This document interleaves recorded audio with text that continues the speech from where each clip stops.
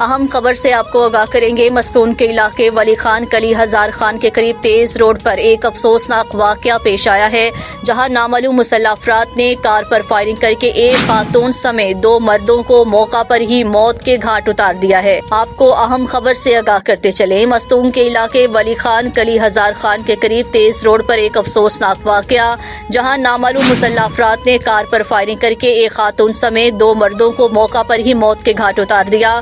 گاڑی میں سوار ایک خاتون معجزانہ طور پر محفوظ رہی ہیں۔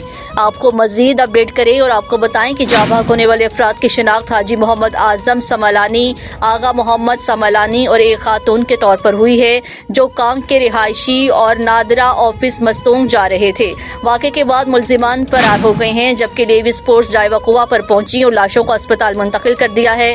جاں بحق افراد سملانی قومی تحریک کے چیئرمین میر احمد چلتن وال کے قریب رشتہ دار بتائے جا رہے ہیں۔ ابتدائی اطلاعات کے مطابق حملہ اس وقت کیا گیا جب گاڑی سپیڈ بریکر پر آہستہ ہوئی۔